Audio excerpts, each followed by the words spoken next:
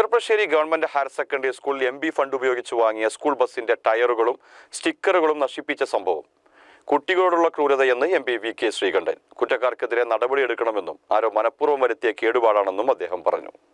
ഞാനിതിൽ രാഷ്ട്രീയം കാണുന്നുണ്ടോ എന്ന് ചോദിച്ചാൽ നമുക്ക് പറയാൻ കഴിയില്ല. കാരണം എന്താ അറിയോ, എംപിയുടെ പ്രാദേശിക വികസന ഫണ്ട് ഉപയോഗിച്ച് ഒരു വികസന പ്രവർത്തനം ചെയ്താൽ അതെല്ലാവരും കൂടി ഒരുമിച്ചാണ് അത് പരിരക്ഷിക്കേണ്ടത്.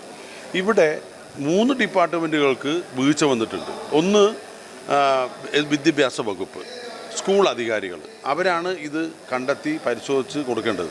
പിന്നെ ഡ്രൈവറും അതിലത്തെ ജീവനക്കാരും. കാരണം പൊട്ടിയ ടയറുമായിട്ട് ആ വണ്ടി യാത്ര ചെയ്യുക സ്വാഭാവികമായിട്ടും ആരാ ചെയ്യേണ്ടത്? ട്രാൻസ്പോർട്ട് ഡിപ്പാർട്ട്മെൻറ്റ് ലോകത്ത് എല്ലാ വണ്ടിയും പരിശോധിക്കുന്നത്. AI ക്യാമറ ഉണ്ട്. ഇതുപോലെ വികലമായിട്ടൊരു ബസ് 100 കണക്കിന് കുട്ടികളെ കൊണ്ട് പോകുമ്പോൾ ശ്രദ്ധിക്കേണ്ടത് ആരാ? ട്രാൻസ്പോർട്ട് വകുപ്പാണ്, ഡിപ്പാർട്ട്മെൻറ്റാണ്. അവർ ശ്രദ്ധില്ല. പോട്ടെ, വഴി നീളം നിൽക്കുന്ന പോലീസ് ഇത് കണ്ടില്ല എന്ന് പറഞ്ഞാൽ അത് വിശ്വസിക്കാൻ കഴിയില്ല.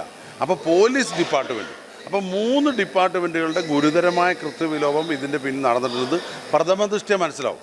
പിന്നെ ഉള്ളത് സാമൂഹ്യ വിരുദ്ധരെന്ന് അറിയപ്പെടുന്ന, അങ്ങനെ പറയപ്പെടുന്ന ആളുകൾ. ഇതിൻ്റെ പിന്നിൽ ആരോ മനഃപൂർവ്വം ചെയ്ത, കാരണം അപ്പുറത്ത് വേറെ MLAയുടെ ബസ് കൊടുത്ത് നിൽക്കേണ്ട ഒരു കേടുപാടുമില്ല. അതിൻ്റെ സ്റ്റിക്കറിന് കുഴപ്പമില്ല, അതിൻ്റെ എമർജൻസി എക്സിറ്റിന് കുഴപ്പമില്ല, അതിൻ്റെ ടയറിന് കുഴപ്പമില്ല. അപ്പോൾ ഇത് മനഃപൂർവ്വം ഡ്രൈവർ ഉൾപ്പെടെ ഇതിൽ കുറ്റവാളികളാണ്. ഇത്തരത്തിൽ വണ്ടി അപകടം കണ്ടാൽ അത് റിപ്പോർട്ട് ചെയ്യുകയും അതിന് നടപടിയെടുക്കുകയും ചെയ്തിട്ടുണ്ട്. ചെയ്യാതിരിക്കുന്നത് വികസന പ്രവർത്തനത്തോട് ചില ആളുകൾക്ക് ഉള്ള ഒരു വിമുഖതയും അസഹിഷ്ണുതയും ഇതിൻ്റെ പിന്നിലുണ്ട്. ഒന്ന്. രണ്ടാമത്തത് നിയമം, സംവിധാനം, നമ്മുടെ കുട്ടികളുടെ സംരക്ഷണം, ഇതെല്ലാം വഹിക്കേണ്ടവർ ഗുരുതരമായിട്ടുള്ള ലംഘനമാണ് നടത്തിയിരിക്കുന്നത്. അപ്പോൾ അതുകൊണ്ട് ഇന്നലെ കൃത്യമായി പരാതി കൊടുത്തിട്ടുണ്ട്. നമുക്ക് മുൻകൂട്ടി ആരാന്ന് നമുക്ക് പറയാൻ കഴിയില്ല. പോലീസ് അന്വേഷിക്കട്ടെ, കുറ്റവാളികളെ പിടികൂടട്ടെ. എത്രയും പെട്ടെന്ന് ആ ബസ് റിപ്പയർ ചെയ്യാനും ടയർ അതിൻ്റെ അവസ്ഥ മാറ്റാനും നമ്മുടെ എഡ്യൂക്കേഷൻ ഡിപ്പാർട്ട്മെൻറ്റ്, വിദ്യാഭ്യാസ വകുപ്പ് എത്രയും പെട്ടെന്ന് തയ്യാറാണ്. CCN ചെർപ്പുളശ്ശേരി.